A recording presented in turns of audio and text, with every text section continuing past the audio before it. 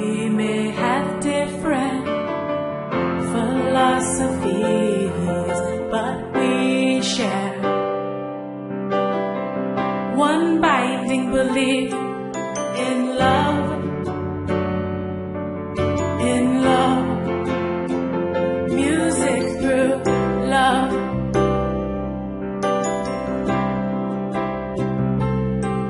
In love,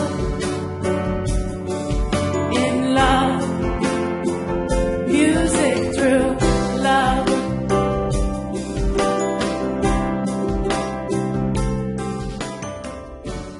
En este caso, pues hemos el título que é consecuencias legais. Nos últimos anos legislouse moito de maneira directa ou indirecta sobre os diferentes usos de internet.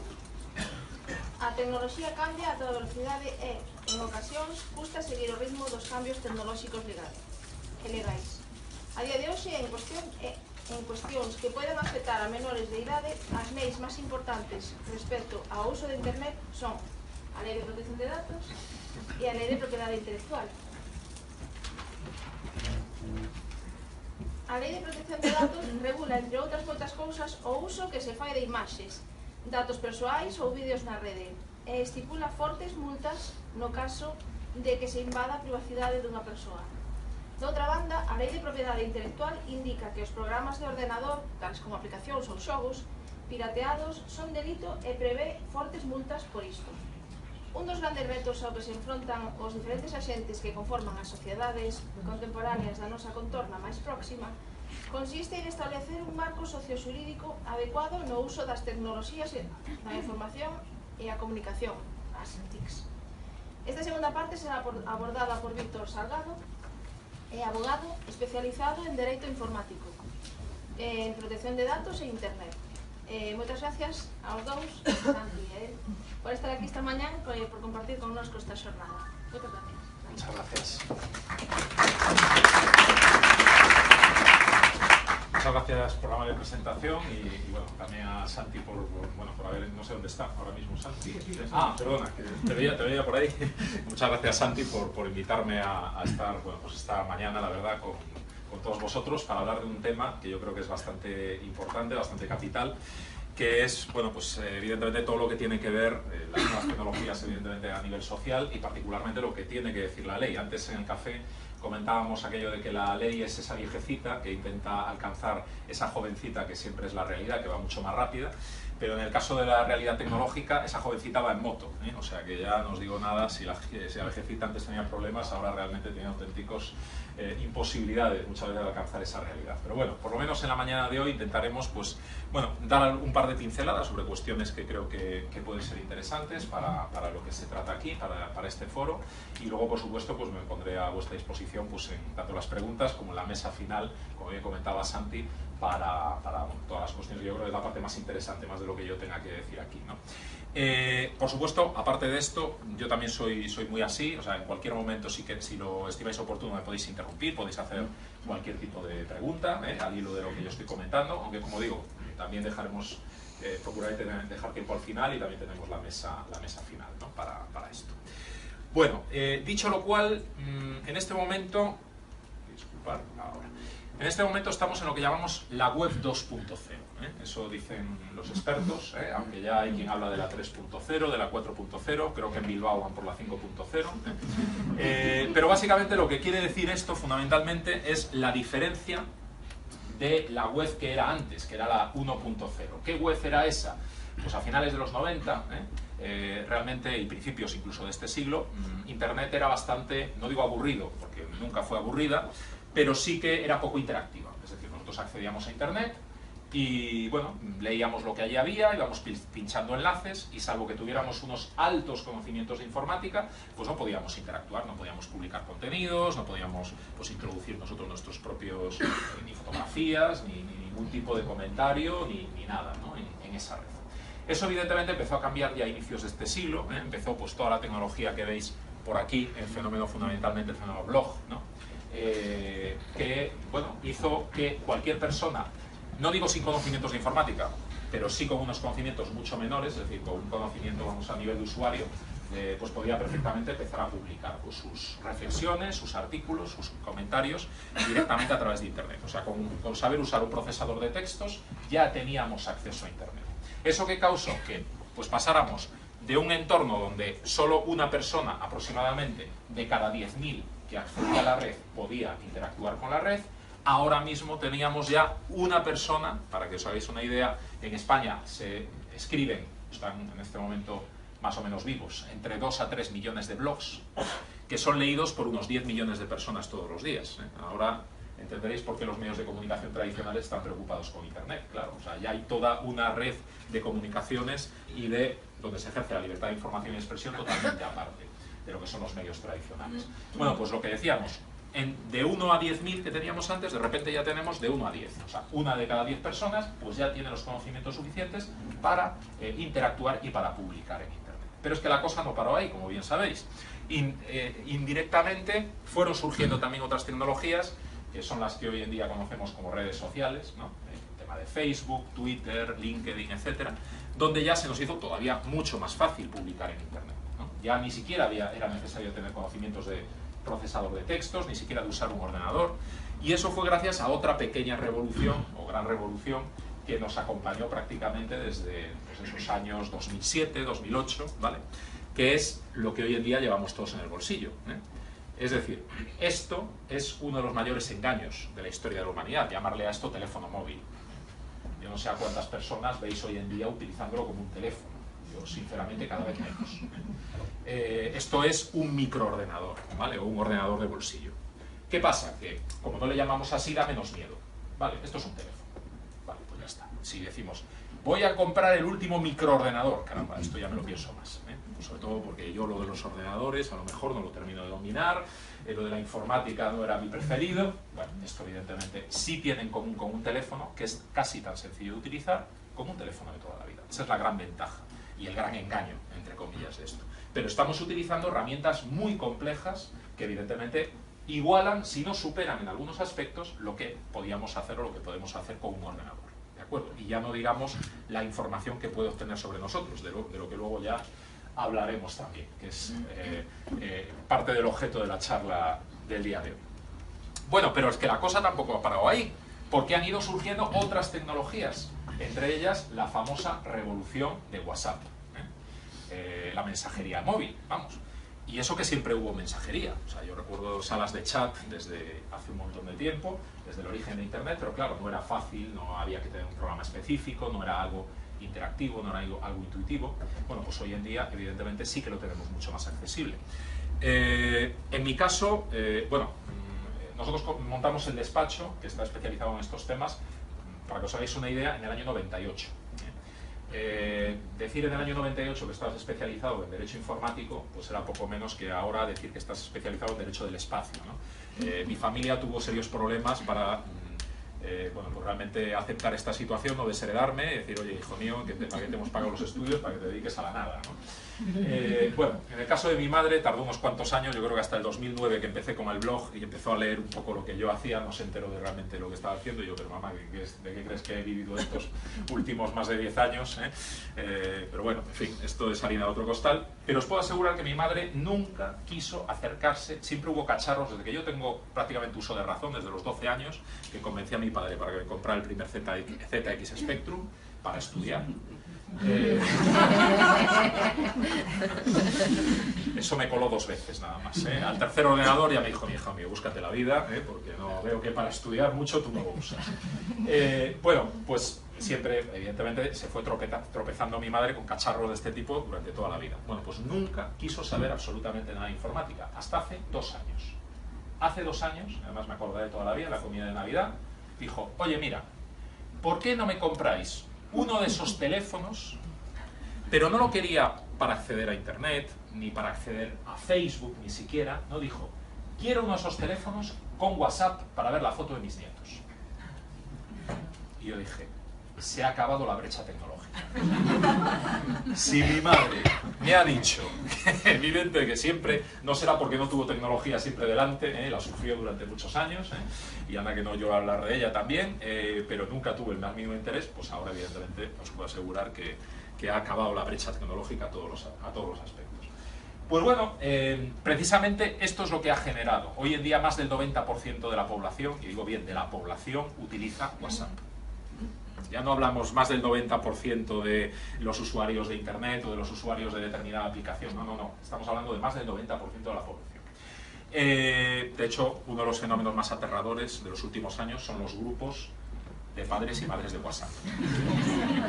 Afortunadamente en mi casa es mi mujer la que gestiona todo esto, porque yo sinceramente no podría dormir por la noche. O sea, tenemos dos niños, ya os pongo antecedentes, el que todavía es más o menos controlable, que es el de 11 años, y luego ya la niña de 14, que ya se empieza a enterar de que yo hablo de estas cosas, y ya empieza a reclamar derechos fundamentales.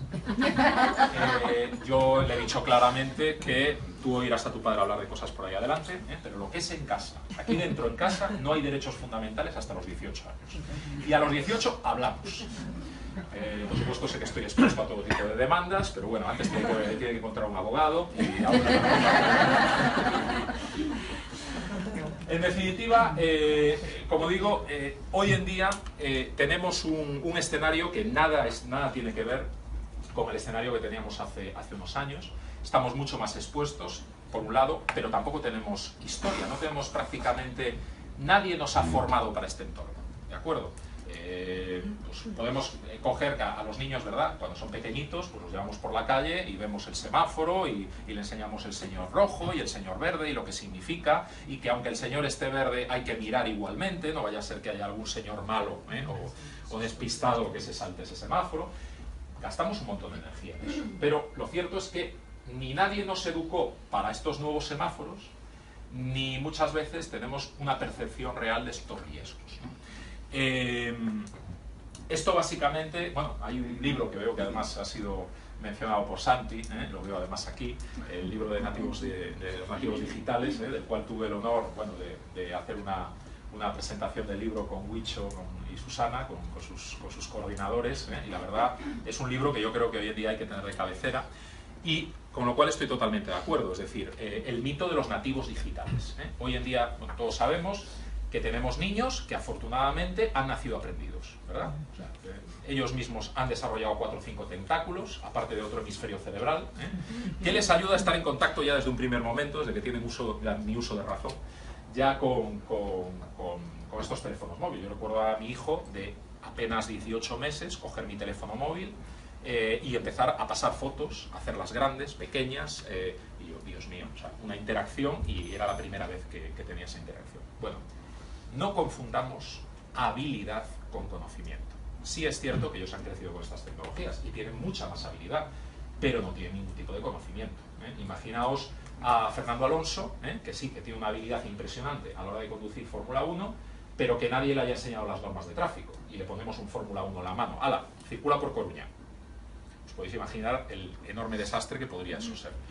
Por tanto, tenemos una responsabilidad como padres, como educadores, etcétera, y eso es un poco también el trasfondo del libro y el estupendo mensaje que ha transmitido Santi en este sentido, que tenemos todos de, primero, formarnos nosotros, o sea, circular por esa calle, son calles nuevas, recién pavimentadas, que no tenemos ni idea muy bien cómo se circula, pero circulemos nosotros por ellas primero, antes de poder enseñar a nuestros hijos, o nuestros alumnos, o nuestros menores que nos rodean, cómo se utilizan esas nuevas tecnologías.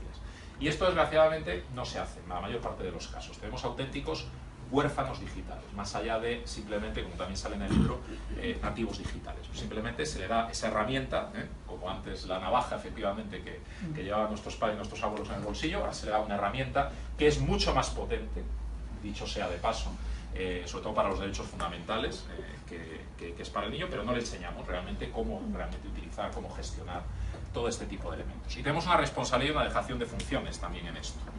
E incluso muchas veces nosotros hacemos un abuso de estas herramientas. Hablamos pues de casos que ya se están dando y que comentaremos, como son padres que hacen una sobreexposición de sus hijos en redes sociales, ¿no? Prácticamente desde que el niño nace hasta que, bueno, pues hasta la edad que tenga, pues tiene 1 o 2 fotos prácticamente diarias en redes sociales, haciendo absolutamente de todo, ¿no? Claro, esos niños podrán hacer algo, o sea, la gran pregunta, ¿no? Había una película hace unos años, ¿podrán denunciar un menor a sus padres cuando sea mayor de edad por las fotos que han publicado de él en redes sociales? La respuesta no solo es positiva, que sí, sino que ya se ha dado el caso. Ya ha salido en prensa, probablemente lo habréis visto, una menor, recién mayor de edad, en Austria, ha demandado a sus padres por este concepto. ¿Vale? Por tanto, tenemos que tener conciencia de que realmente tenemos una responsabilidad y que no podemos hacerlo todo en contra de lo que yo le digo a mi hija, y predicando en contra de mi ejemplo, no podemos hacerlo todo por los derechos de nuestros hijos, de nuestros menores, de nuestros alumnos. Bueno, y tenemos un montón de tecnologías que están al alcance de la mano, son maravillosas, estupendas, que todos en mayor o menor medida ya estamos utilizando, muchas veces seamos conscientes o no. Pero yo os traslado la primera pregunta, para intentar romper un poco el hielo, a ver si alguien, bueno, que yo creo que ya lo vais a intuir, pero bueno, y es, no sé si os lo habéis hecho en algún momento, todas estas tecnologías, es que, ¿por qué son gratis? Porque si algo es gratis es que los beneficios eres tú. O sea, lo que aporta el beneficio a la compañía es tú. Efectivamente. Tus datos. Tus datos, efectivamente. Y es que la trampa está en la propia pregunta. Realmente no es que sea gratis. De hecho, no hay casi nada gratis en Internet, sino simplemente pagamos con otra moneda, que en este caso efectivamente son nuestros datos, nuestra información personal. Y es que estas empresas, evidentemente, son empresas, no son ONGs, y además son empresas que se valoran muchísimo en bolsa. Por poner ejemplo de la que va peor, una de las que va peores en bolsa, que es Facebook, o eso dicen, Facebook vale en este momento casi 300.000 millones de dólares. Y yo me pregunto, ¿qué es lo que vale de Facebook 300.000 millones de dólares? La tecnología, los ordenadores, los locales que tiene la compañía, el coche de Zuckerberg. Bueno, podemos sumar todos los conceptos, ni de lejos daría esa cantidad. Lo que vale para el mercado esos 300.000 millones son los datos de más de 1.200 millones de usuarios que ya utilizan esta plataforma y vuelcan prácticamente a diario gran parte de su vida, mucha información, en esta red. Vale. Luego hablaremos de Google también.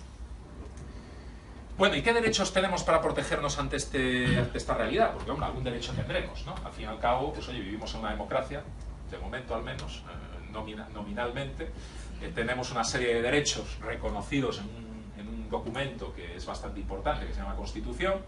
Bueno, vamos a ver realmente cuáles son y si son suficientes para protegernos. Bueno, pues aquí tenemos una serie de esferas que vamos a ir viendo, que intentan proteger al individuo, veremos hasta qué punto lo protegen, y vamos a ir viéndolas a ver si realmente pueden cumplir esta función. La primera de ellas es la intimidad. Esta es una vieja conocida, ¿verdad? Ya es un derecho que nos acompaña desde hace pues, ya unas cuantas décadas y a nivel reconocida a nivel internacional, etcétera. Pero ¿sabemos realmente lo que es la intimidad? Pues os vais a sorprender, porque realmente la intimidad es mucho más pequeñita de lo que realmente pudiéramos pensar. De hecho, la intimidad solamente tiene parte de la información, no toda la información que se relaciona con un individuo. ¿Qué información? La información más sensible. La información relativa a la ideología, la religión, las creencias, la vida sexual, los datos de salud. Y ya, paro de contar. Todo el resto de información queda fuera del ámbito de intimidad. Es decir, hablamos de el ámbito de nuestras relaciones familiares y de nuestro entorno, está fuera. Nuestra vida profesional está fuera. Nuestro ámbito económico, lo que ganamos, etcétera, está fuera de protección. Con lo cual, ya veis qué pequeñita se nos queda la intimidad. Sí que la intimidad protege otros ámbitos, como es nuestra vida privada en el sentido de lo que pasa dentro de nuestro domicilio, por aquella la inviolabilidad de nuestro domicilio, ¿vale?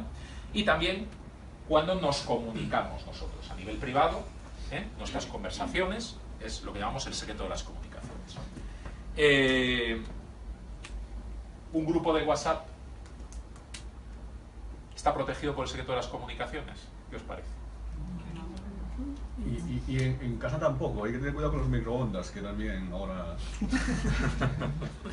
Sí, no, evidentemente hoy por hoy hay cosas que trascienden estos ámbitos y que realmente el derecho no ha entrado todavía a analizar en concreto, aunque algunas pinceladas luego daremos, para saber cuándo estamos en el ámbito de intimidad, cuándo estamos fuera de ese ámbito de intimidad. Pero en casa, bueno, con el tema de las televisiones y todo esto, y los microondas, ¿no?, que decía Trump, ¿no?, o bueno, la secretaria de Trump, que te vigilan también, ¿no? Sí. Entonces, Hoy en día, compramos una televisión de estas, yo no quiero hablar de marcas, pero alguna televisión de alguna marca conocida, que se nos vende como televisiones inteligentes y tal, y ya se ha demostrado evidentemente que pueden ser utilizadas, no digo que sean utilizadas, no voy a caer en la paranoia, pero sí que pueden ser utilizadas pues simplemente para escuchar lo que estamos diciendo, incluso para grabarnos, ¿no? Lo cual evidentemente atentaría en este caso ya sí claramente contra la intimidad. En esos Y el casos. móvil y el ordenador también, la cámara y todo esto. Efectivamente, a eso iremos yendo. Bueno, ¿qué creéis? ¿Que es suficiente la intimidad para protegernos ante el entorno? Parece que no, ¿no? Bueno, vamos a pasar a la siguiente. La siguiente es la propia imagen. ¿Qué es esto de la propia imagen? Pues la propia imagen es un derecho bastante desconocido. Bueno, la gente oye hablar de él, pero sobre todo al hablar de las dos grandes Fs, ¿eh? Y hablo de los famosos y de los futbolistas, ¿eh? O sea, realmente parecen ser los únicos seres humanos que están protegidos por el derecho a la propia imagen, entre otras cosas porque viven de ella, directa o indirectamente, y sobre todo en el caso de los futbolistas, le pagan muy bien precisamente por la explotación de este derecho. Pero, curiosamente, es un derecho fundamental, es un derecho que tenemos todos y que nos protege más a las personas anónimas que a las personas conocidas, en contra de lo que realmente pudiéramos pensar. Por ejemplo, a un famoso o a un futbolista se le puede ir sacando fotos por la calle, sin su autorización. Sin embargo, a una persona no conocida esto sería ilegal. ¿Vale? Es decir, este derecho protege el hecho de captar una mera fotografía de una persona sin su autorización. De hecho, está prohibida la captación de imágenes sin la autorización de las personas que salen en esa imagen. Obviamente hay una serie de excepciones, luego las veremos, ¿no? Sobre todo en el ámbito público, en el ámbito de famosos, entre comillas, o en el ámbito de medios de comunicación, pero ya os adelanto, y por lo que os podéis imaginar, esto es uno de los derechos más incumplidos hoy en día, en redes sociales, ¿eh? No lo hagáis, pero bueno, pediría que alguien levantara la mano que no haya sido fotografiado sin pedirle permiso y publicado en alguna red social, ¿vale? Por cierto, en mi caso podéis hacerlo, ¿eh? Ya doy mi autorización en lo que se refiere a la charla en la que estamos. Pero quiero decir, con lo que tenemos, evidentemente, no somos ni conscientes de eso y además todo lo contrario, lo estamos vulnerando, lo estamos violando sistemáticamente. Y no solo hablo de los menores, que luego hablaremos de los menores, pero particularmente también de los mayores de edad. Bien, ¿qué os parece? ¿Suficiente para protegernos? No. Esto ya protegería el ámbito de las fotos, de las imágenes, pero todavía nos siguen quedando mucha información fuera. Bueno, pues vamos a la última esfera. La última esfera es la privacidad. ¿Vale? ¿Qué es esto de la privacidad? Bueno, la privacidad es un derecho más reciente que los otros dos y que ni siquiera la propia palabra existía en nuestro idioma hasta hace relativamente pocos años. De hecho, en nuestro idioma estaba la intimidad, y la palabra originaria de la privacidad, que es el privacy del inglés, si nos vamos a un diccionario hoy en día y buscamos la traducción de privacy, se traduce por intimidad, ¿vale? Y decimos, caramba, si ya tenemos la intimidad, ¿por qué castellanizar otra palabra más del inglés para y utilizar la palabra privacidad? Bueno, pues aquí hay un sentido jurídico, y es que no es lo mismo. Ya veis claramente que la privacidad es un ámbito totalmente distinto que el de intimidad. ¿Y qué es la privacidad? Pues la privacidad es el ámbito de protección que engloba todos los datos vinculados a un individuo, a una persona. Es decir, toda la información de un individuo, ya veis que también está incluido lo que antes metíamos en las otras dos, en intimidad y en propia imagen, también estaría protegido por el ámbito de privacidad, aunque de manera distinta, y todos los datos que antes decíamos que se quedaban fuera, relaciones, aficiones, estilo de vida, vida profesional, lo que ganamos, lo que declaramos a Hacienda, nuestro número de teléfono, nuestra dirección de correo electrónico, todo ese tipo de elementos están ya claramente incluidos en el ámbito de la privacidad. Bueno, la intimidad y la propia imagen, como digo, ya son derechos clásicos, vienen reconocidos en el artículo 18 de la Constitución. El punto número 1 nos dice: se garantiza el derecho al honor, a la intimidad personal y familiar y a la propia imagen. Vale, estupendo. Ahí ya tenemos 2 de 3. ¿Y la privacidad? Bueno, la privacidad no existía. Os voy a poner por un momento, os voy a pedir que os pongáis por un momento en el contexto del año en que se aprobó la Constitución. 1978. ¿Cuántos ordenadores había en España en 1978? Bueno, pues realmente se podían contar con los dedos casi de una mano, porque eran instrumentos monstruosos que ocupaban una habitación o desde luego gran parte de ella, y que eran muy caros y evidentemente había muy poquitos. Bueno, pues ¿qué os parece si os digo que la palabra informática está en nuestra Constitución? Y eso que ahora dice que se nos ha quedado viejuna. Pues fijaos, el apartado 4 del artículo 18 la menciona.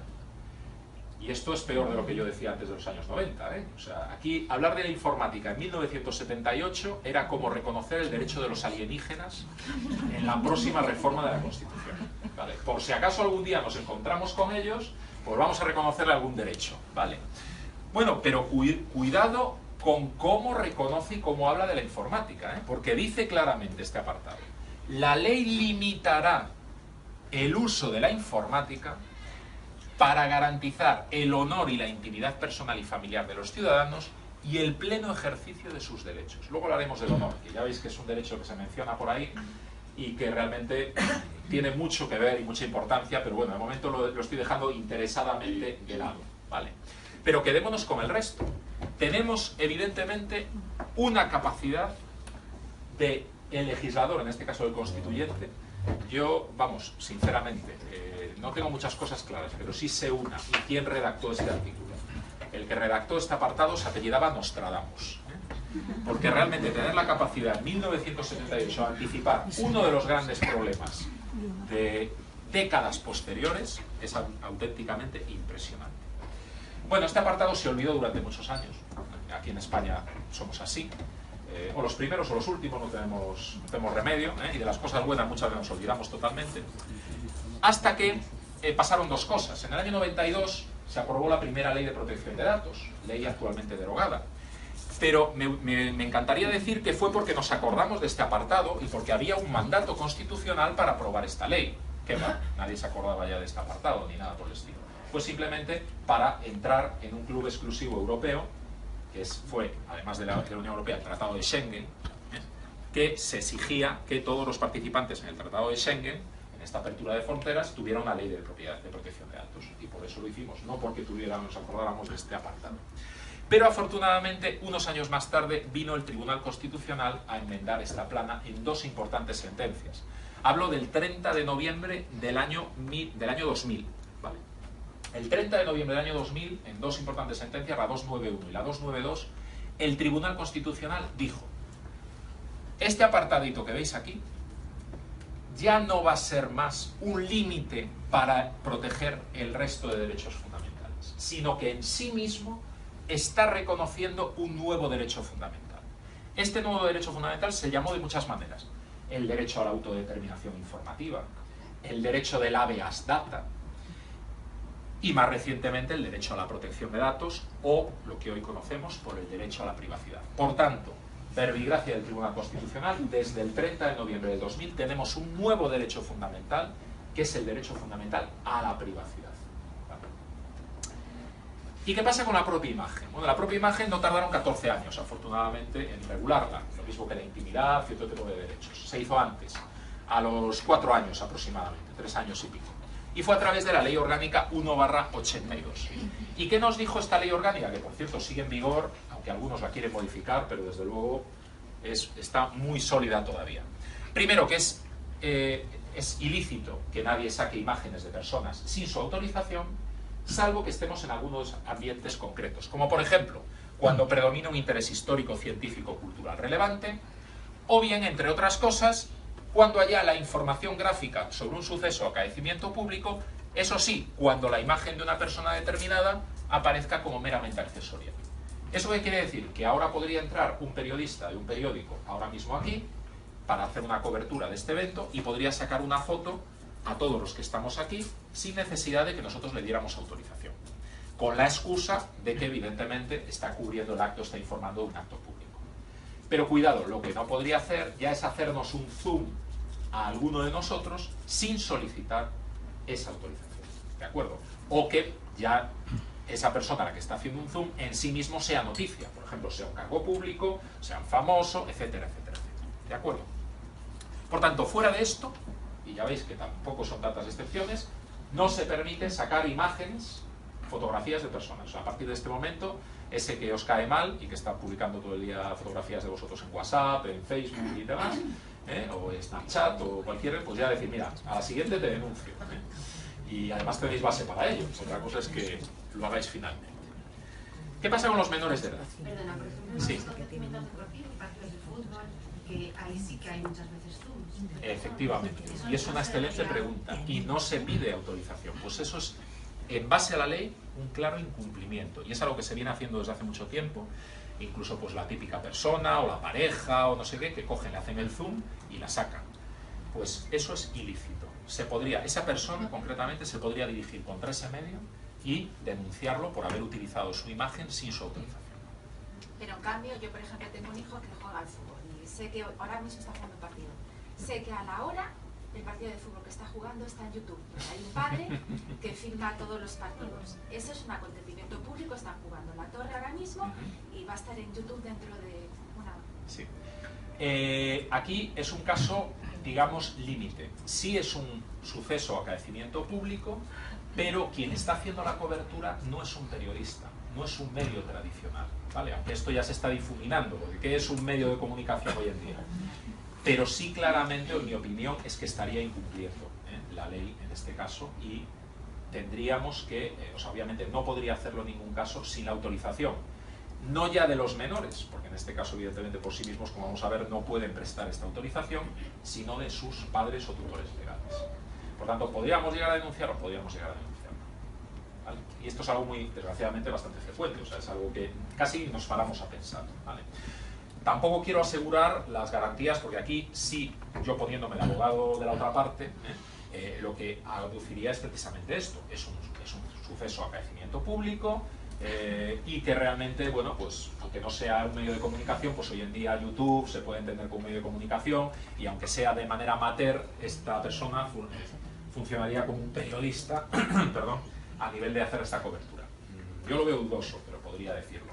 Pero desde luego está jugándosela, O sea, cualquier persona que haga esto sin contar con una autorización, la autorización, por cierto, que tienen que acreditar. No penséis que pego un grito, oye, ¿alguien tiene algún problema si yo grabo? Y nadie nos responde, ya con eso ya puedo grabar. No, luego tengo que demostrar, efectivamente, que lo he hecho. Sí. Que dices la difusión. ¿Le puedo prohibir que grabe? La mera captación está prohibida. La mera captación. Esto es lo que realmente mucha gente tiene, efectivamente, tiene esa confusión. O sea, dice, vale, yo no lo publico, pero yo lo grabo. Cuidado, porque la ley habla de captación. La ley no habla... Puede que aquí a lo mejor la ley a lo mejor se ha ido demasiado. Claro, daos cuenta, en 1982, obviamente YouTube no existía, y incluso muy poca gente realmente tenía cámaras, o se llevaba la cámara encima todo el día. Hoy en día llevamos la cámara encima todo el día. Y cámaras con zoom y con enormes capacidades, ya no digamos de captación, sino de difusión de esas imágenes en tiempo real, ¿no? Pero que evidentemente en este caso sí que hay que tenerlo en cuenta, porque la mera captación, como digo, ya sería ilícita, ¿vale? Una de las cosas peores que hemos hecho en este país, hablo de medios de comunicación en relación a menores, ya que vamos a hablar de estos, es ponerle tomates en la cara a los niños. Hablo de programas de televisión que han hecho este tipo de cosas. Aquí lo que plantearíamos es, más que ponerle el tomate, realmente ya la mera captación anterior ya sería ilícita. Tú procuras ya no captar la imagen del menor para ya no tener que ponerle el tomate. De alguna manera la ilegalidad ya está hecha, si es que está hecha. O bien, pues entendemos que está hecha, por todo el ámbito del famoseo y todo esto, se puede entender que es un evento público que la famosa o el famoso de turno lleve a sus hijos al colegio. Pues mira, yo tengo mi propia opinión al respecto, pero estamos en un país muy particular al respecto. Pues ahí se podría entender que la imagen de los menores podría aparecer, pero entonces podría aparecer, no le pongamos un tomate en la cara al niño. ¿De acuerdo? Entonces todas estas cosas hay que aclararlas y el derecho realmente nos da los pies para ello, ¿no? Y aquí tenemos una ley orgánica también. Todo lo que veis con el apellido orgánica son leyes muy importantes, ¿vale? Que no, las mayorías que tenemos ahora mismo en el Parlamento ni de broma dan para aprobarlas si no se ponen 3 o 4 partidos de acuerdo, ¿vale? Y en este caso de protección jurídica del menor, ¿vale?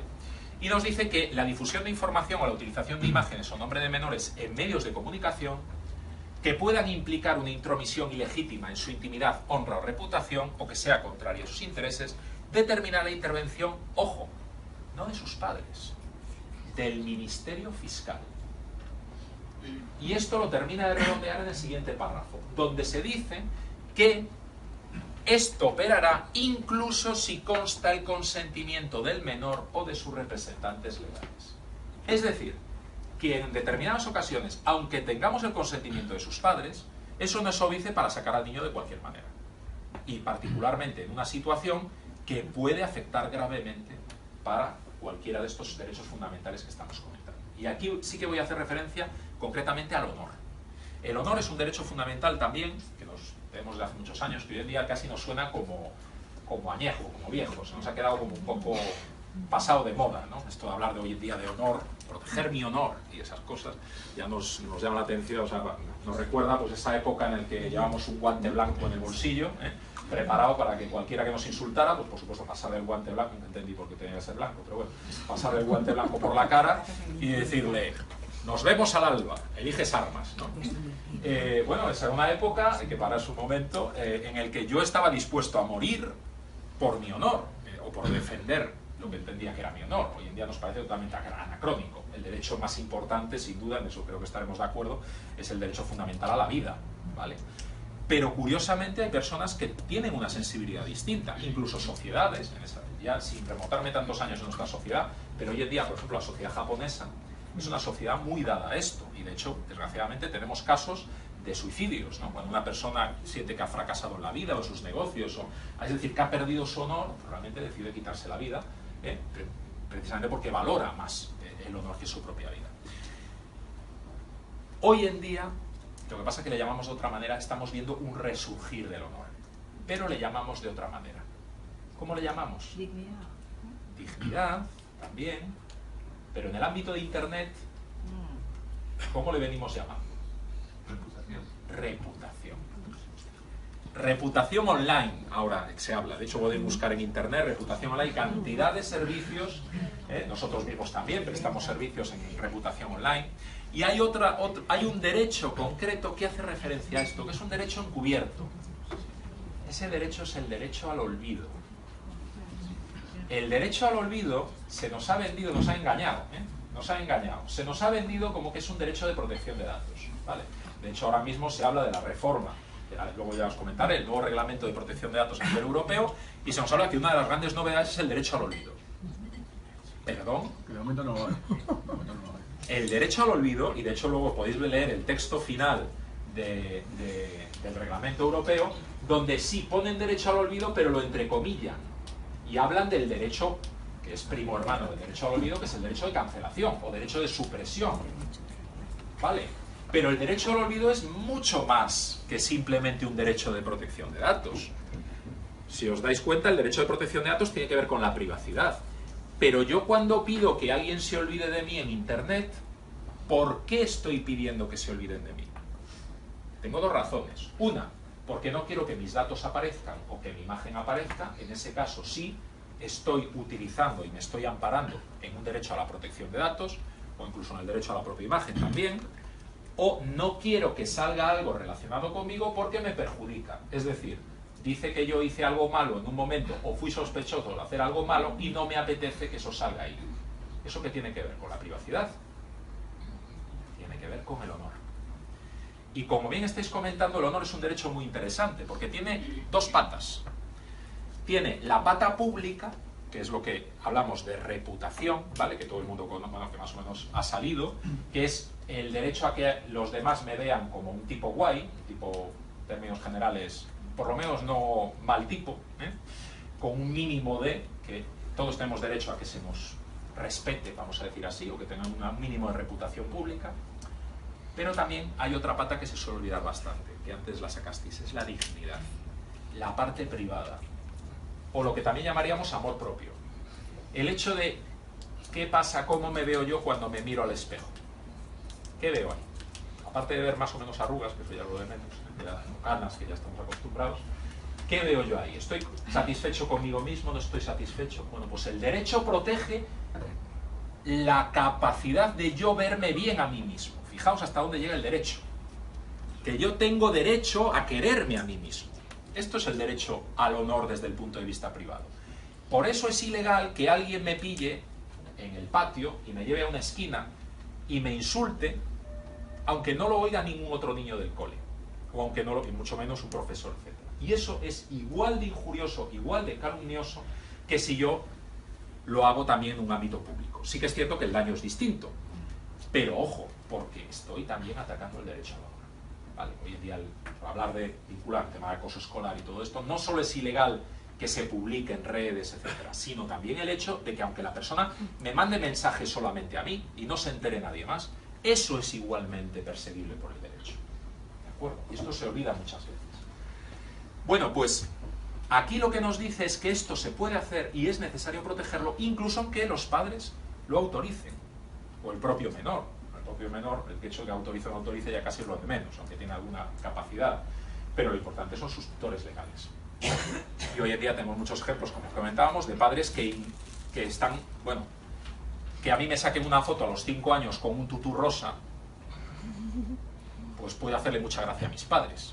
Pero cuando yo cumplo 18 años, quiero buscar mi primer empleo y alguien busca mi nombre y me encuentra con un tutú rosa a los 5 años, pues es algo que no me hace mucha gracia. Pero no porque no me haga gracia directamente cuando me apetece aparecer así, sino porque afecta a mi honor. Ya no solo como me ven los demás, sino como me veo yo a mí mismo, ¿vale? Y esto es lo que realmente es perseguible.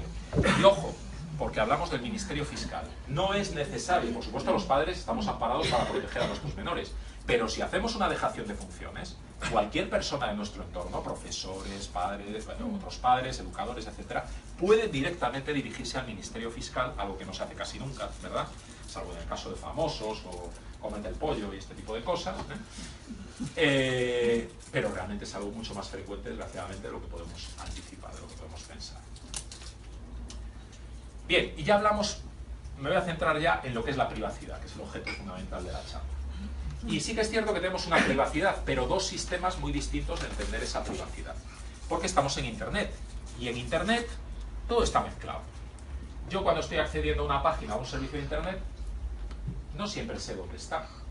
No siempre sé en qué país está la empresa que me está prestando ese servicio.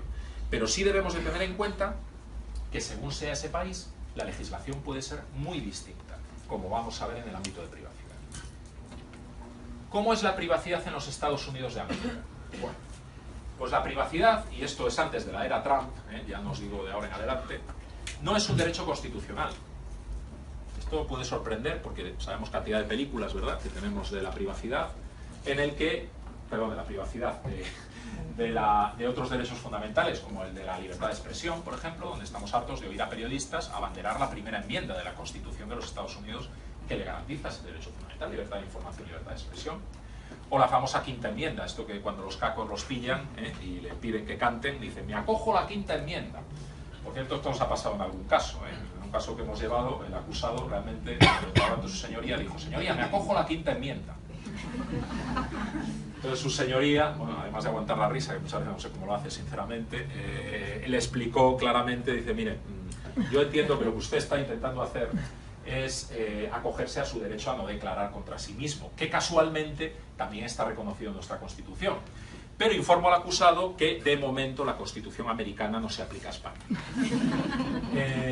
Pues en este caso, evidentemente, tenemos estos derechos, sí efectivamente son fundamentales, están protegidos por la Constitución americana, pero podemos recorrernos las veintitantas enmiendas de la Constitución americana, podemos leernos todo el texto principal de la Constitución americana y no vemos ni una sola referencia al derecho a la privacidad de los ciudadanos. Sí hay alguna referencia indirecta, pero para nada un derecho constitucional como el que tenemos reconocido en Europa. Y esto no digo que no exista, es decir, en Estados Unidos sí existe la privacidad, de hecho ha sido luego desarrollada poco a poco por la doctrina y luego por la jurisprudencia. Ya sabéis que allí muchas veces se legisla a golpe de sentencia, por eso hablamos, en vez del artículo 197 del Código Penal, pues allá hablan del caso de Smith frente al Estado de Washington, ¿vale? Porque eso evidentemente es lo que sirve de ley, si el precedente judicial es ley.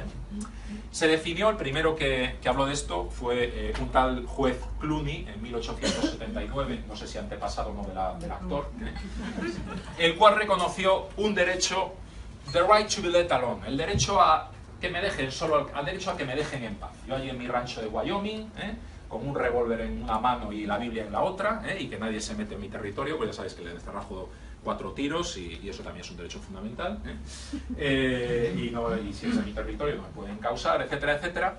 Pues yo también tengo derecho a que el Estado principalmente no se meta en mis cosas, ni en mis papeles, ni entre en mi propiedad sin mi autorización, y luego eso se extendió también al ámbito privado, a otras personas, etcétera. Pero lo cierto es que no hay una ley de protección de datos en Estados Unidos a nivel federal. Sí tenemos algunas leyes de privacidad concretas, segmentadas por áreas y por concretamente en algunos estados, como el estado de California, pero nada que ver evidentemente con las nuestras. Por tanto, cuando no tenemos una ley de privacidad, ¿qué tenemos? Políticas de privacidad. Esto es como la política de atención al cliente. Había una tiendecita hace muchos años en Madrid que decidió adoptar una política original de atención al cliente. Y es aquello de, si usted no queda satisfecho, le devolvemos su dinero. Vale, esa política, fíjate tú qué tontería, pues hizo que esa tiendecita tan pequeñita pues se convirtiera en el holding que hoy en día es el Corte Inglés.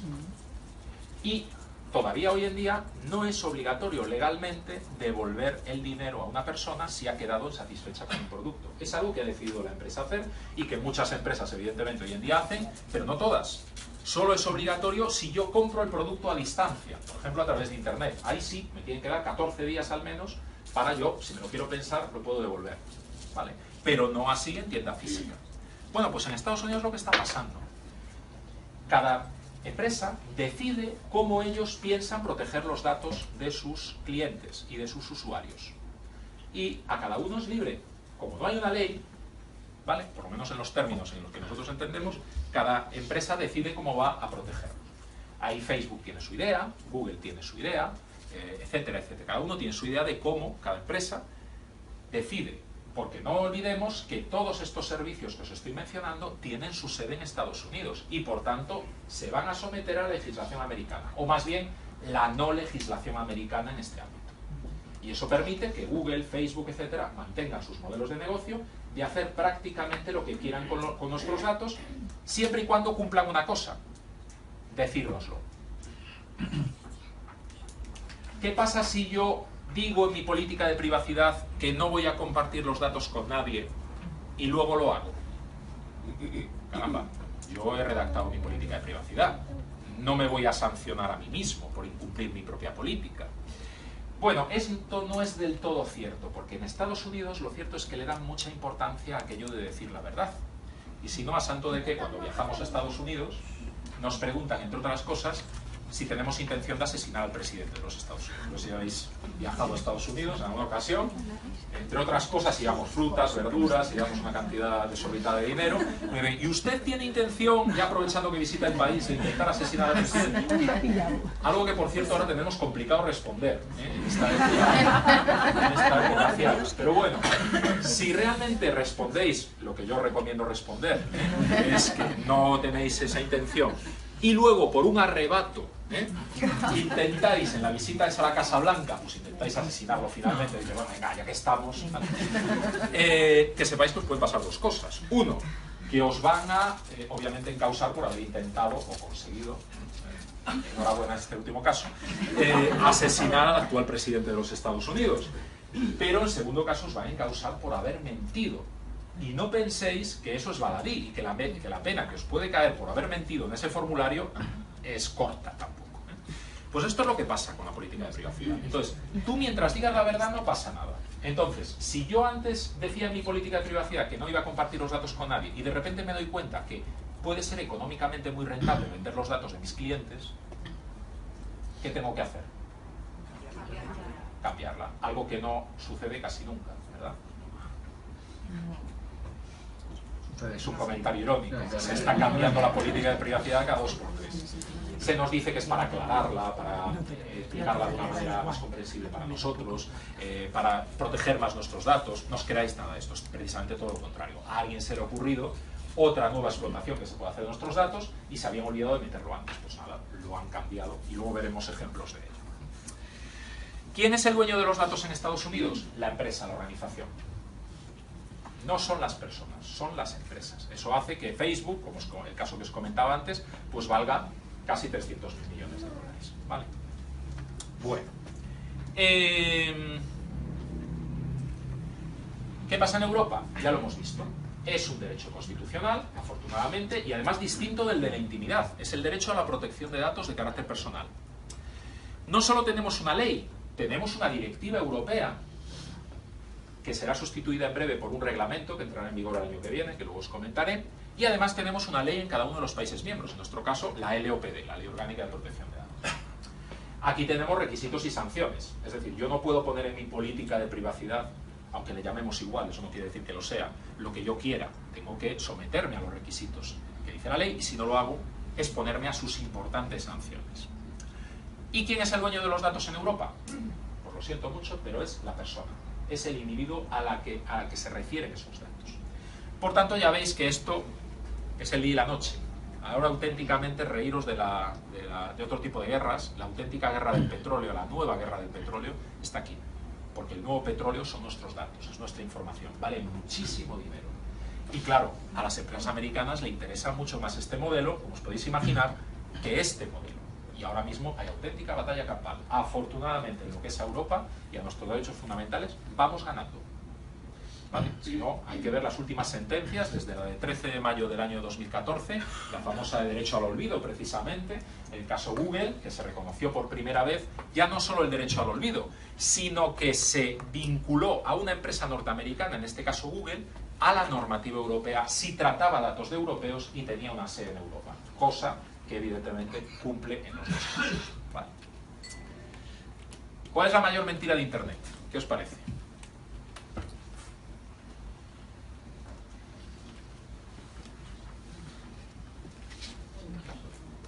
¿Alguna idea? He leído y acepto las condiciones. Efectivamente. He leído atentamente, premio para el caballero. He leído atentamente y acepto las condiciones de uso. Esto no lo digo yo, lo dicen las estadísticas, y es que la mayor parte de nosotros evidentemente mentimos descabelladamente sobre este punto, incluido el que os habla, que yo me leo estas cosas cuando forman parte de mi trabajo, si no en casa es mi mujer la que se lee todo, afortunadamente, ya siempre me lo echan cara, pero es así. Y es que no nos leemos realmente lo que aceptamos, lo que firmamos, imaginaos. Y tiene su razón de ser, pero vamos a ver unas cuantas cosas que no nos leemos, pero sí aceptamos. Por ejemplo, las condiciones de Google. Me imagino que ninguno de los presentes, y si ha habido alguno, por favor, que levante la mano, se ha leído las condiciones de Google. ¿Alguno se la ha leído? ¿No?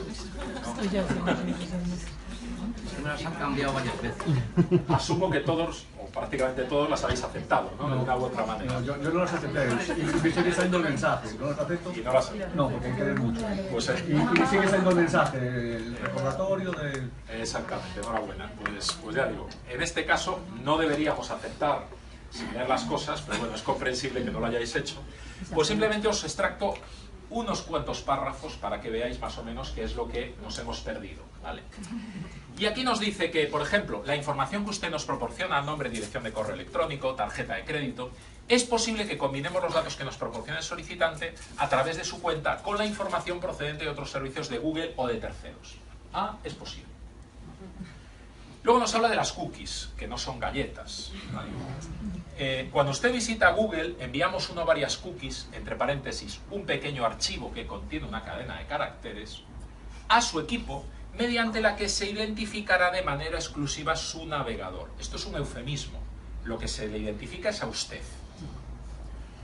Utilizamos cookies para mejorar, esto es lo que siempre nos dicen, mejorar la calidad de nuestro servicio, gracias a que, y aquí viene el castañazo, almacenamos las preferencias del usuario y a que supervisamos las tendencias de comportamiento.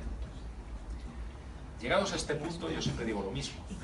Yo hay dos libros que recomiendo para toda persona que tenga en su mesilla de noche. Si no los habéis leído, por favor, os recomiendo encarecidamente que lo hagáis. Pero yo lo pondría casi en primaria, ¿vale? Puede que no en primero de primaria, pero a lo mejor en quinto o sexto ya alguna noción se le podría ir dando. Que es el primer libro, 1984, de George Orwell, creo que lo estoy descubriendo la pólvora con esto, y el segundo, Un mundo feliz, de Aldous Huxley, ¿vale? Son dos libros realmente muy reveladores del mundo en que vivimos. De hecho, ahora mismo hay auténticos debates en Internet sobre los que piensan que estamos más en un modelo de 1984 y los que piensan más que estamos en el modelo de un mundo feliz.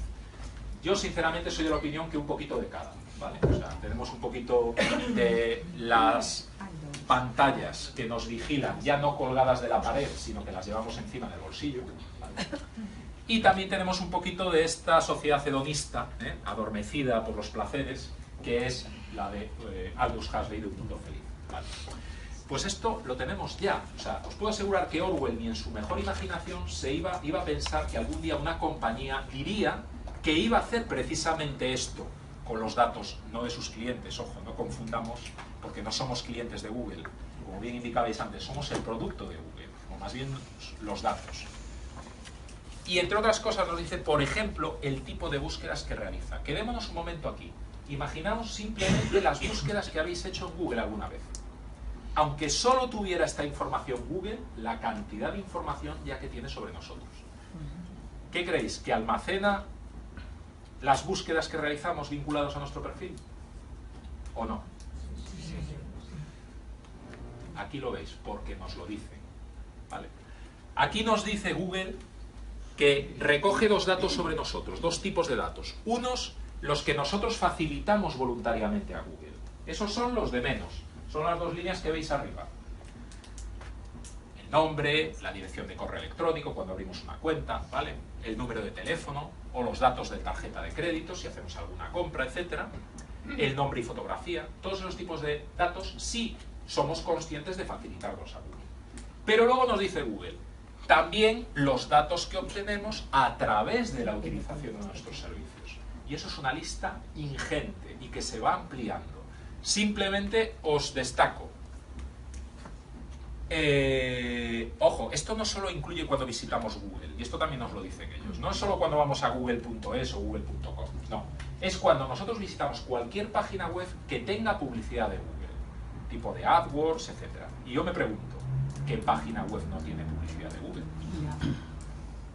Casi también la podemos contar con los dedos de la mano. Prácticamente todas las páginas en Internet tienen publicidad de Google, directa o indirectamente. Pues aquí nos guarda datos sobre nuestro dispositivo. Entre otras cosas podrá asociar nuestro número de teléfono, aunque nosotros no hayamos sido conscientes y no lo hayamos facilitado, pues Google podrá coger nuestro número de teléfono igualmente, ¿vale?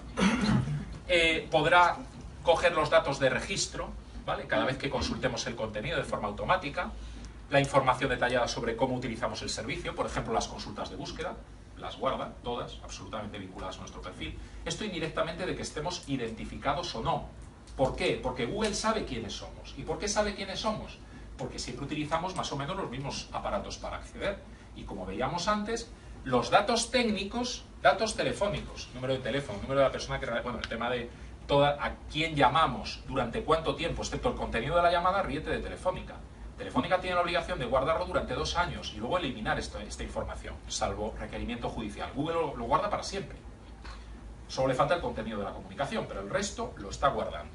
La dirección IP y luego lo que comentábamos, la información relativa a tu dispositivo, como fallos, actividad del sistema, ajustes de hardware, tipo de navegador, idioma del navegador, fecha y hora, URL de referencia. Todo esto son datos que nosotros tenemos y es como nuestra huella dactilar. Cada vez que accedemos con este cacharro, Google sabe que somos nosotros, estemos o no dados de alta, pero nos puede identificar perfectamente. Y luego las cookies que veíamos antes, ¿no? Que permitirán identificar tu navegador o tu cuenta de Google.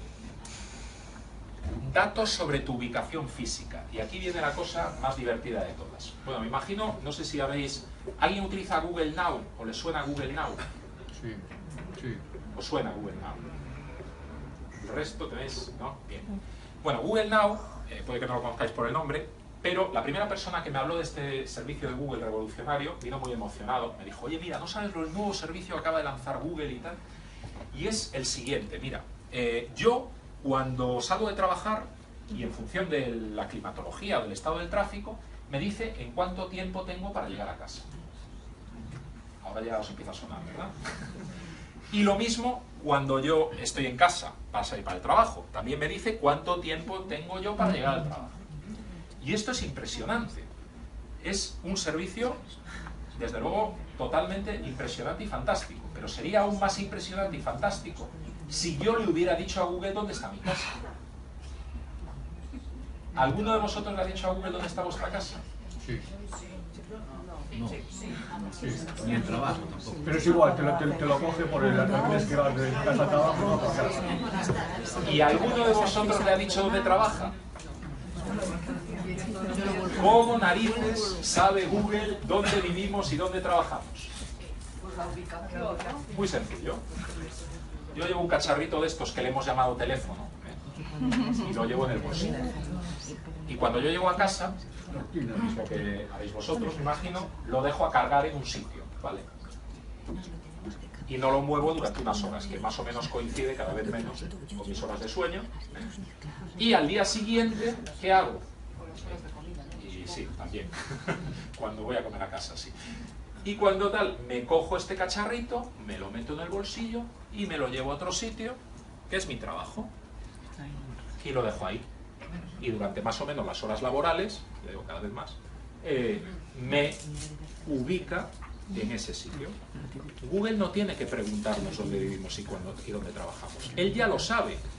Simplemente tiene que etiquetar el primer sitio como mi casa y el segundo sitio como mi trabajo.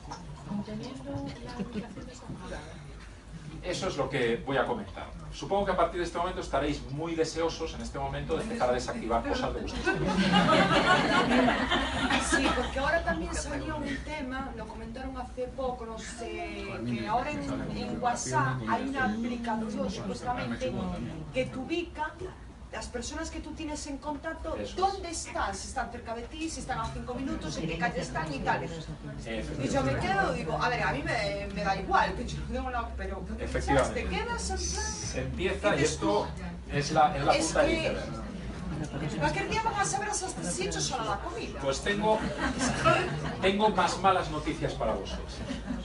Todo tiene que empeorar antes de mejorar, ya sabéis. Aunque parezca mentira en este caso. Aunque desactivéis el GPS, que será lo primero que se os va a ocurrir desactivar, no os va a servir de nada. Porque Google utiliza no solo el GPS para localizarnos, de hecho casi es lo que menos utiliza para localizarnos. Usa la triangulación, ¿vale? Lo que usaban siempre las películas de espías y las de policía cuando alguien pillaba a caco, viendo en qué antenas está conectada el teléfono. Bueno, pues trazamos unas líneas y con un margen de error de X metros tenemos dónde está. Eso es lo que hace Google. El Wi-Fi. Y entonces diréis, efectivamente, bueno, pues me desactivo el 3G o el 4G. Me da igual no recibir llamadas, pero ya no me sirve. Pues lo siento, tampoco os va a servir, porque Google utiliza, como ya habéis comentado, la Wi-Fi. Es decir, yo cuando llego a casa, el cacharro se va a conectar a la Wi-Fi, ya no hace falta meter la contraseña, ya él solo ya se conecta a la Wi-Fi. Y en el trabajo lo mismo, se conecta a la Wi-Fi del trabajo. Y ahora la gran pregunta, ¿cómo narices sabe Google dónde está la Wi-Fi de mi casa y de mi trabajo? Porque parece que hay detectives de Google por todas partes. Pero si tú desactivas lo que es lo de la Wi-Fi, ¿tú estás con tu propio internet? Sí, lo que pasa es que en ese caso ya no podríamos apagar, ya prácticamente sería inutilizado.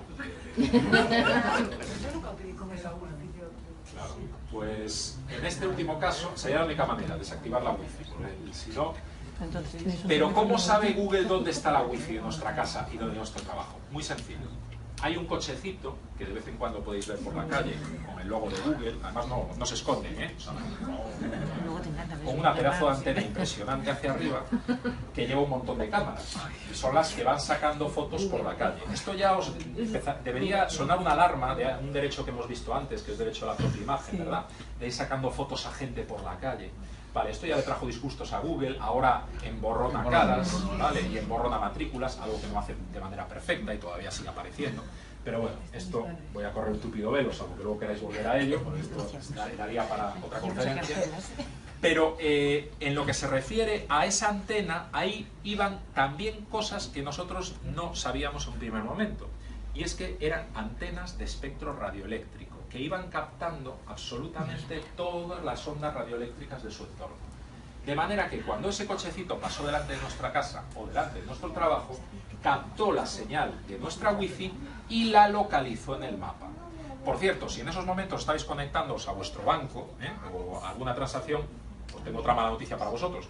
Vuestras claves de acceso al banco están en los servidores de Google. Es algo que ha reconocido Google, que ha tenido expedientes sancionadores sobre ello y se ha negado a eliminar Y todo esto lo podréis comprobar claramente en una mera búsqueda en Google. ¿Vale? O sea, esto es algo que ni ocultan, ni es algo muy común, ¿eh? Y sin embargo, pues es algo que han hecho y que siguen haciendo y con toda desfachatez. O sea, es impresionante. Pero eso no lo hacen en todos los países. No lo hacen, En la Unión Europea. no lo hacen en todos los países, y aquí en Europa ya lo tienen, se están guardando un poquito más de estas cosas. Pero lo cierto es que estos sistemas de geolocalización los siguen utilizando. Entonces, ahora ya sabéis en parte cómo Google, bueno, Google, hablo de Google, hablamos también de WhatsApp, hablamos de distintas empresas que utilizan cada vez más estos cacharritos inocentes que llevamos en el bolsillo, que les da gran cantidad de información sobre nosotros. Hablo de cualquier teléfono. Teléfonos que utilice, bueno, este concretamente no utiliza Android, pero da igual, porque tengo aplicaciones de Google. O sea, al final es, desde luego, si utilizas un teléfono con Android, pues todavía mucho más, porque aunque intentes desactivar lo que quieras desactivar, el propio sistema operativo ya va, no digo a rehabilitarlos, pero sí a pasar determinada información igualmente. Muchas veces sin enterarnos o enterándonos con lo que nos dicen que no hemos leído, aunque sí hemos aceptado. Eso sí, es gratis. Vale.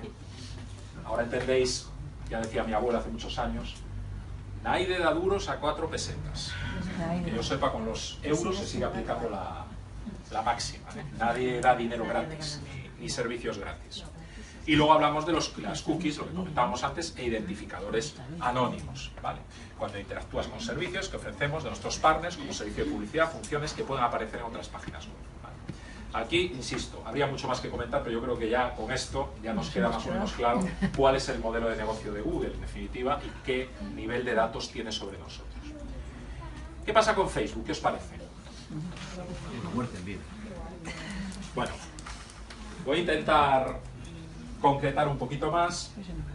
En el tema de Facebook ha habido una evolución.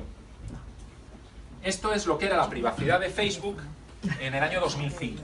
No leéis el texto, por supuesto, tampoco lo leo yo, pero veis la columna de texto del 2005. La política de privacidad de 2006, 2007, noviembre de 2009, diciembre de 2009, 2010. Ya ahí paramos. Desde el 2010, la política de privacidad de Facebook tiene más texto que la Constitución de los Estados Unidos de América. Esto fue, concretamente, 5.830 palabras frente a 4.543. Ahora entenderéis por qué no nos leemos estas cosas. Esto, por cierto, fue publicado por un medio americano, por el New York Times, en el año 2010, este esquema. No es algo que hayamos publicado desde Europa, o sea, allí ya están preocupados con este tipo de cuestiones. Entre otras cosas, ¿qué aceptamos? Pues de Facebook dice, y hablando de propiedad intelectual, dice, nos concedes una licencia no exclusiva, transferible, con posibilidad de ser subotorgada, sin royalties, aplicable mundialmente, para utilizar cualquier contenido de propiedad intelectual, incluyendo fotografías y vídeos que publiques en Facebook o en conexión con Facebook. Si un día, en ese viaje que hemos comentado y hemos recomendado incluso a Estados Unidos, os pasáis por Times Square y veis un cartelón enorme de la foto de vuestra familia con un Facebook está contigo debajo, no os sorprendáis porque le habéis autorizado para ello. Y más que eso, no vayáis pidiendo luego royalties, pues ya veis, sin royalties, sin pago, ¿vale? Y luego nos dice, algunas categorías de información como tu nombre, la foto de tu perfil, tu lista de amigos y de páginas de las que eres fan, tu sexo, región geográfica y redes a las que perteneces, menos mal que nos dijo algunas categorías, se consideran totalmente públicas y disponibles para todos. Y por si no fuera poco, remata. Por lo que no, bueno, incluyendo las aplicaciones avanzadas de Facebook, dice, por lo que no puedes configurar su privacidad. Y aquí ya sabéis que las palabras en derecho son muy importantes. No puedes configurar su privacidad. Y me diréis, pero bueno, si en Facebook yo puedo configurar lo que quiero que sea más privado, menos privado, más famoso candadito. Esto no tenéis manera de configurarlo para que saliéndoos de Facebook. Sería la única manera de configurar que esto no sea privado, no sea público, vamos. Y esto sí que es cierto que Facebook ha ido evolucionando a lo largo del tiempo. Yo no sé si tenéis una cuenta de Facebook desde hace algunos años, o casi desde el principio. Yo todavía recuerdo el momento en el que Facebook para ver algo dentro de Facebook había que tener una cuenta de Facebook, si no, no había manera de ver algo de Facebook, lo recordáis, ¿verdad? De hecho, la primera cuenta que abrimos del despacho en Facebook fue precisamente porque un cliente nos avisó de un contenido que había en Facebook y no teníamos manera de acceder a él si no era con una cuenta del sistema. Bueno, esto fue por esto, porque en el año 2005 había esta estructura de acceso a la información de Facebook. Es decir, el anillo más externo lo veis que está totalmente decolorado. Eso significa que ningún usuario fuera de Facebook, de Internet, podía acceder a la información que había dentro de Facebook. Ya saltando a los propios usuarios de Facebook, no podíamos acceder a todo, ni mucho menos. Solo podíamos acceder al nombre, a la fotografía, al género y a las redes a las que pertenecía una persona. Nada más. ¿Vale? Ya teníamos que dar el salto siguiente al siguiente círculo, que es el de la red, de network le llaman ellos, que son los amigos de nuestros amigos, que como bien sabéis, no siempre son nuestros amigos, ¿verdad? Pues ahí, a toda esta información que hemos comentado, se suma mi lista de amigos, las fotografías que yo publico y lo que se publica en mi muro, ¿vale? Y ya mi lista de amigos, que ya es este circulito de aquí, accedería además a mis datos de contacto, a mi fecha de cumpleaños, otros datos del perfil. Y absolutamente nadie, salvo yo mismo, que soy el circulito más pequeñito, podía ver los me gustas, que ya veis que es este quesito que aparece totalmente desmarcado. Bien, ¿cómo creéis que ha evolucionado esto? Vamos a ver. 2006, 2007, 2009 noviembre, 2009 diciembre, 2010. Ahí paramos una vez más. Es decir, la única información que sigue siendo mínimamente privada, por llamarle de alguna manera, es mis datos de contacto para mis amigos y mi fecha de cumpleaños que pueden ver los amigos de mis amigos. El resto de información, incluyendo los me gustas, son totalmente accesibles a nivel mundial, a través de un mero buscador. Ya no tengo que entrar ni siquiera en Facebook para ver esa información. Bien es cierto que esto lo podemos configurar, es decir, cuando nosotros publicamos una cosa, una fotografía o lo que sea, puede decir, marcar en el famoso candadito y decir, vale, esto solo quiero que lo vean mis amigos, ¿vale? O solo quiero que lo vean los amigos de mis amigos. ¿Cuántas veces hacemos esto? Según las estadísticas, menos de un 5% de los usuarios hacen esto. Vale, por tanto, hoy por hoy, el que tenga la percepción de que lo que publica en Facebook es para sus amigos, ya veis el panorama. Todo lo contrario, es una verdadera publicación. Le dicen me gusta a una foto mía. Y eso es otra. Gracias por el apunte. Si nosotros ponemos que solamente queremos distribuirlo a nuestros amigos, si un solo amigo pone me gusta en esa foto, automáticamente la está republicando en todo su entorno. Y si no ha limitado eso, directamente podrá salir perfectamente a la esfera. O mismo un amigo o una amiga le da a compartir, ya lo está viendo. Y ya con compartir, todavía más. La gente que ellos tienen tal, pero yo no. A nivel público. Si ellos a su vez al republicarlo no marca ese candadito, cosa que evidentemente no se hace casi nunca, estamos en la misma.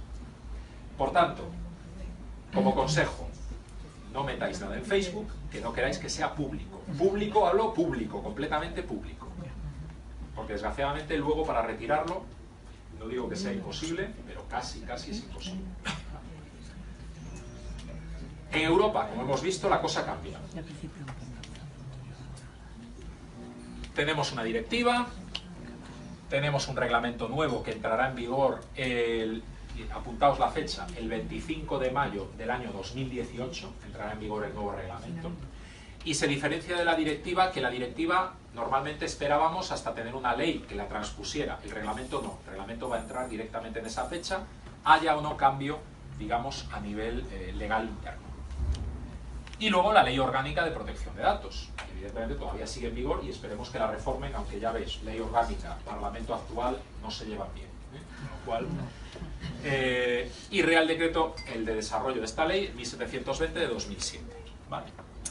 Bueno, obviamente ni hay tiempo ni obviamente os agotaría totalmente de ver toda esta normativa en detalle, pero quedaos con tres ideas. Primero, los principios básicos de la privacidad, ¿vale? Que esos siguen siendo los mismos en la normativa actual y la que nos va a venir. Imaginaos toda esta normativa como un gran embudo. En un lado metemos todo tipo de información personal, ¿vale? Y por otro lado, una serie de requisitos para llegar a la parte estrecha, que es el tratamiento lícito que hay que llegar al final de esa información.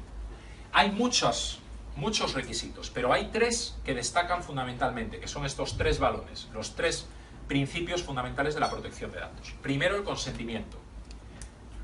La regla general: no puedo tener datos de nadie sin su consentimiento. Esa es la regla general.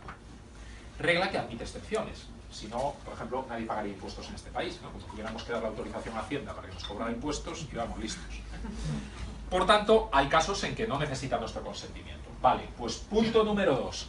Independientemente de si necesitan nuestro consentimiento o no, en todo caso nos tienen que dar conocimiento, es decir, informarnos de que tienen nuestros datos, de para qué los tienen, quiénes son y con quién los comparten. Además de otra mucha más información que se va a ampliar todavía más a partir del año que viene. Y por último está el control. Claro, si nos paráramos aquí, imaginaos, si yo tapo esta pelota y digo, aquí hemos parado, nos quedamos solo con consentimiento y conocimiento. ¿Qué tenemos? Una política de privacidad. Eso es lo que es la política de privacidad. Nos da información y nos pide autorización. Por eso aquí somos distintos. Tenemos un control de que esto se cumpla, ¿vale? Y unos requisitos concretos. ¿Cómo se lleva a cabo el control? De dos maneras.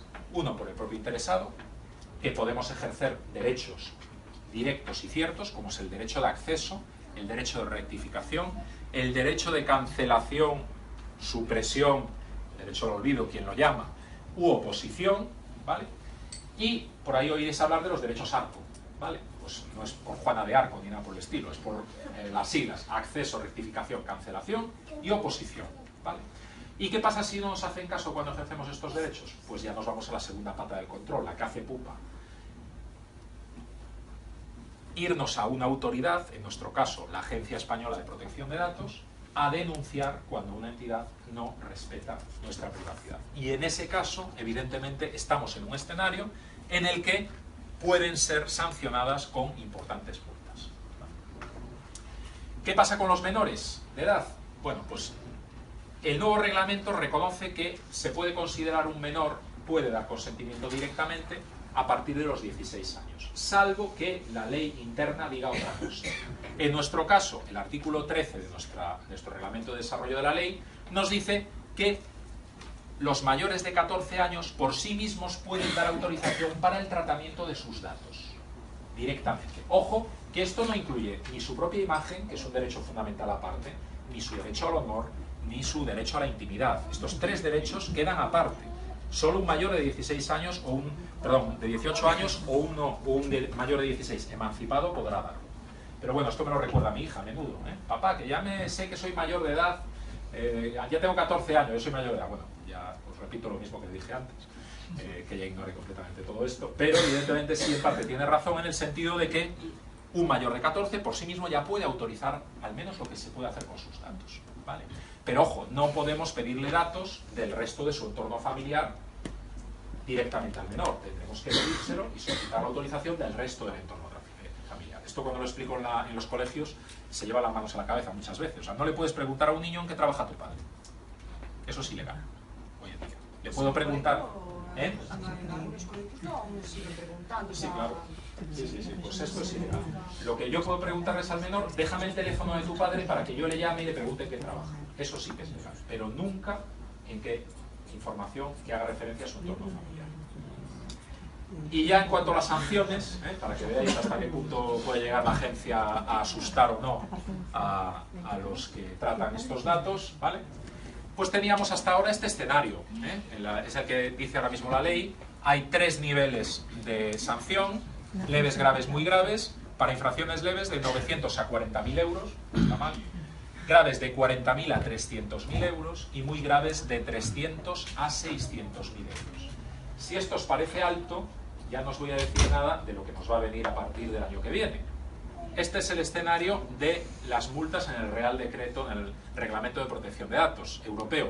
La agencia sigue siendo la misma, la Agencia Española de Protección de Datos. Pero las multas dice que deberán ser efectivas, proporcionadas y disuasorias, graves hasta 10 millones de euros, o el 2% de facturación. Esto ya Google y a las largas ya lo quiero hacer año, no tanto los miles que le podían caer antes, y muy graves hasta 20 millones de euros o 4% de su facturación. Aquí es cuando estos grandes ya se van a empezar a pensar en serio cómo tratan nuestros datos. Vale. ¿Cuál es la segunda mayor mentira de Internet? Esta ya es más difícil, pero bueno, os la voy a adelantar. Sí, soy mayor de 18 años, entra, ¿vale? Esto es algo muy habitual. De hecho, bueno, pues tenemos esta pequeña chiste de cuántos amigos tenemos en Internet o en las redes sociales. ¿Y por qué?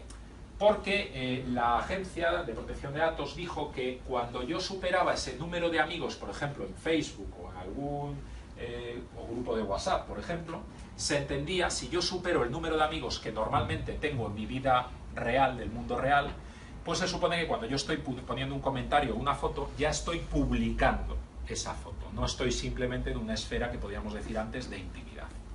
¿Vale? ¿Qué número pensáis que es? Obviamente las autoridades europeas no se han pronunciado del número, pero sí en una entrevista hace tiempo de Artemi Rayo, antiguo director de la Agencia de Protección de Datos, sí lo llegó a decir qué criterio. ¿Cuántos amigos creéis que se pueden tener sin peligro en una red social?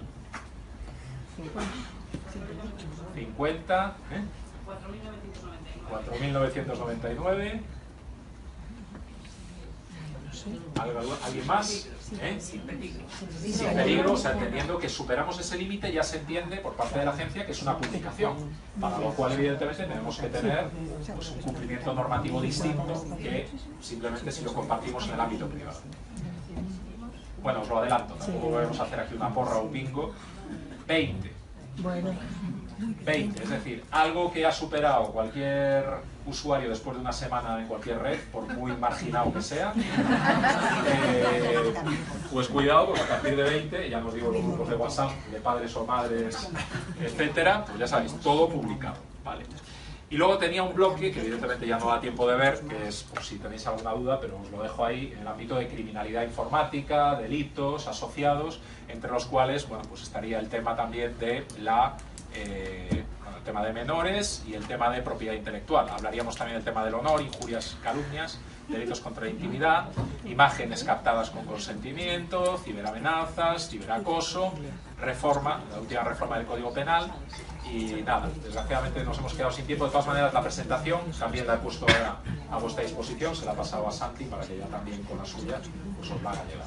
Muchísimas gracias. We may have different philosophies, but we share one binding belief in love. In love, music through love.